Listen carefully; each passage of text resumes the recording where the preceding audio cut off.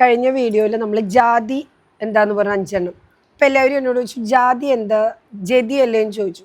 അപ്പം നിങ്ങൾക്കിപ്പോൾ ജതി അല്ല ജാതി എന്താന്ന് മനസ്സിലായോ? ഞാൻ പറഞ്ഞത് പഞ്ചജാതി തിസ്രം ചതുരസ്രം ഖണ്ഡം മിശ്രം സങ്കീർണം. അപ്പോൾ ജാതി എന്ന് വെച്ചാൽ എന്താണെന്ന് നമ്മൾ പറയും സ്ഥലങ്ങളിൽ വരുന്ന ലഘുവിൽ വരുന്ന വ്യത്യാസം അതാണ് ജാതി. അപ്പം പലരും ജതി എന്താണെന്ന് ചോദിച്ചു. അപ്പം എന്താണ് ജതി?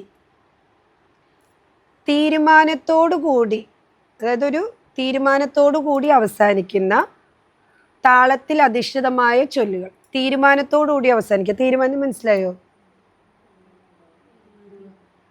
തീരുമാനം അതെന്താ? നമ്മൾ ജതി പറയുമ്പോൾ തജ്ജം തകുന്തരി ത തരികിടതോം തകജം തകുന്തരി തൈ തരികിടതോം തജ്ജം തകുന്തരി ത തകജം തകുന്തരി തൈ തകുന്തരി കിടതക താഹത്ത ജം തരി തദഹത്ത ജം തരി താഹത്ത ജം തദഹത്ത ജം തരി താഹത്ത ജം തദഹത്ത ജം തരികിടതോം തരികിടതോം തരികിടതോം തരികിടതോം ത. അപ്പോൾ തരികിടതോം തരികിടതോം തരികിടതോം അങ്ങനെ അതാണ് അതിൻ്റെ തീരുമാനം. അപ്പം ഇങ്ങനെ തീരുമാനത്തോടു കൂടി അവസാനിക്കുന്ന എന്താണ് താളത്തിൽ അധിഷ്ഠിതമായ ഒരു താളമുണ്ട്. താളത്തിലല്ലേ നമ്മൾ പറയണേ. താളത്തിൽ അധിഷ്ഠിതമായ ചൊല്ലുകളെയാണ് എന്ത് പറയുക? ജതി. ജാതി എന്ന് പറഞ്ഞാലോ ലഘുവിൽ വരുന്ന വ്യത്യാസങ്ങൾ. അതിനനുസരിച്ച് നമ്മുടെ തിസ്രവും ചതുരസ്രവും ഒക്കെ മാറിക്കൊണ്ടിരിക്കും.